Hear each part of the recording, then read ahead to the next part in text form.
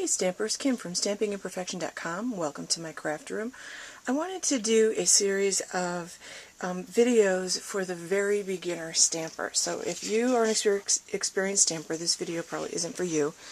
But for those of you who are just starting out or who would like to get started out in rubber stamping, on my website at stampingimperfection.com, I have a link in my menu bar on my website that says Basic Stamp Classes. This site is for you. Over the next few weeks, I'll put a lesson or two a week up on basic stamping techniques. We all have to start somewhere, and I would like to help you get started. So, to start with, you do need a few things. You need, obviously, paper. You need your stamp set, and you need some kind of ink. So, I have a few recommendations about what to look for when you're looking at a stamp set. There are two kinds of stamp sets. There are wood-mounted stamp sets. This is an old retired set that I have. I really don't buy wood anymore, but your rubber stamp will come like this. This is the part that you ink up and stamp on the paper. The top has the image so you can see what you're stamping. And I like stamp sets. Like, one of the reasons that I purchased this one many years ago was that it has an image and it has 3 sentiments. So it has a birthday, a thank you, and you're on my mind. This stamp set goes for a lot of different occasions. The other kind of stamp set, and this is the only kind I buy anymore, are clear mounted stamp sets. You get the stamp inside. This is basically like a DVD case, and then you have to have a set of these clear blocks, that's what they're called, and you just put this on, push it down, and you're ready to stamp. It works just like the other one. You ink this side up, turn it over, and stamp it on your paper. And again, this is in the current Stampin' Up! Catalog. This is called Lacy and Lovely. The same thing. It's got 4 different stamped images and 3 different sentiments. Hello, miss you, and thank you. I like stamp sets that have images and sentiments because they cover a lot of bases. I can use this stamp set in so many different ways. I can create so many different cards with it that it's extremely versatile. Like, I will be using this for years and years.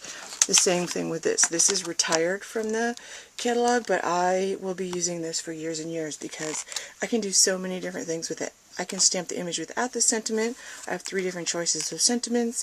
Maybe I have another stamp set that I have a sentiment from. I can use that also. So, like, these are really, that's what I look for in a stamp set. There are some really good ones in the current catalog. Easy Events is a really good one. For the Birds is a really good one. There are a whole bunch of really good ones, and I'll put a list of those things on my website.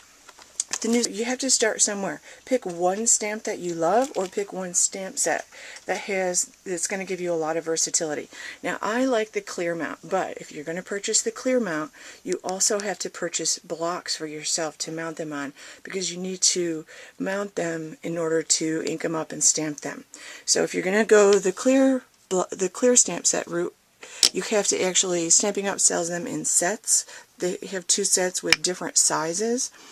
So you just need to make sure you have the size that fits the stamp that you like. I like the amounts to be actually a little bit bigger than the stamp that I'm using. It makes it easier. Now, besides, there are 2 reasons why I like the clear mounts better. One is that when I stamp, I can actually see the stamp as I'm putting it down on the paper. The other reason is, so storage is an issue.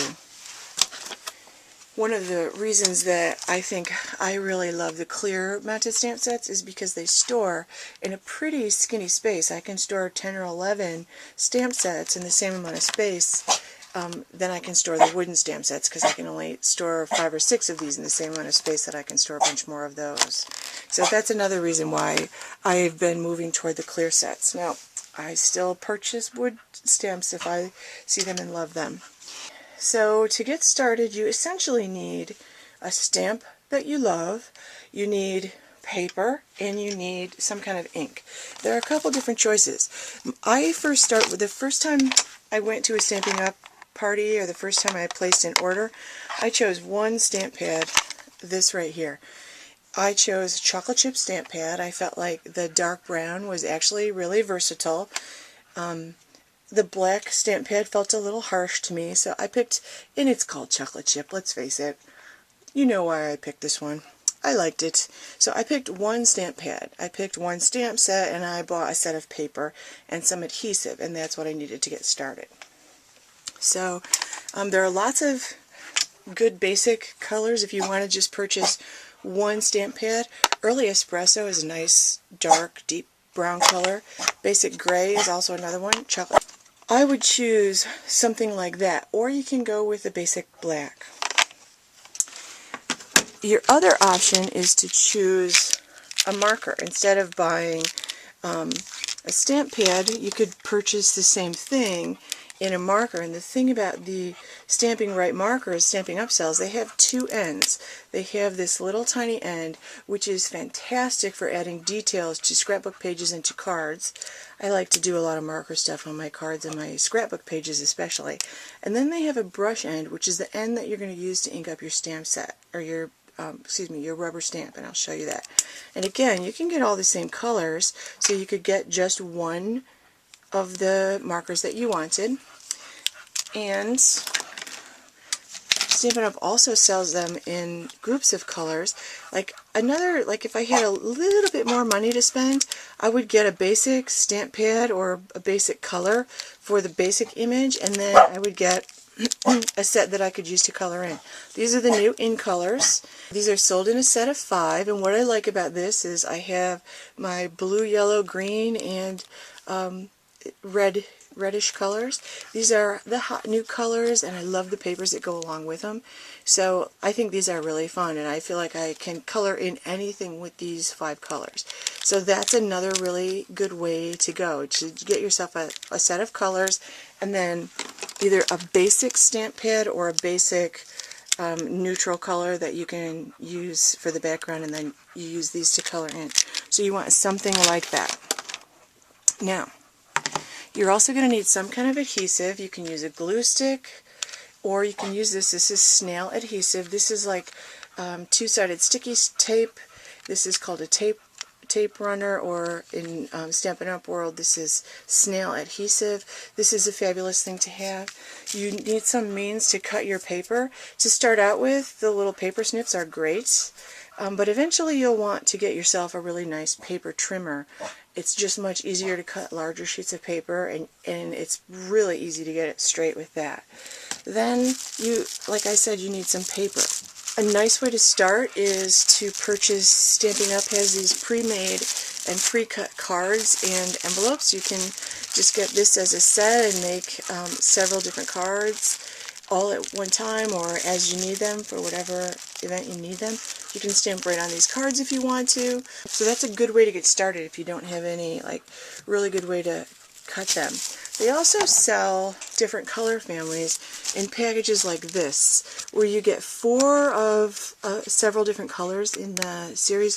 This is the 2011-2013 in color. I just got this. I think I've already used up at least one of the colors. But you get a few of each color, and that's kind of nice to have because it's fun to layer papers. I think it adds like a different dimension to your project when you layer papers.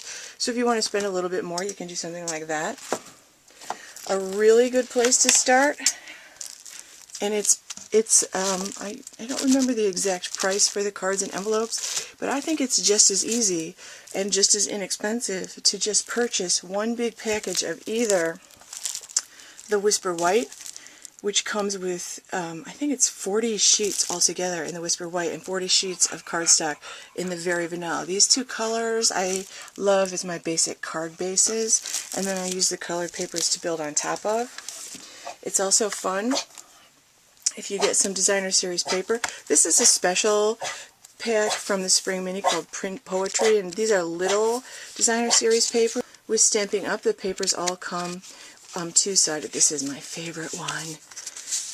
I use this for the January club project, but they all come two-sided. This is really a wow color on that side, but it gives you a lot of options. You can cut and make a lot of different cards out of one sheet of paper.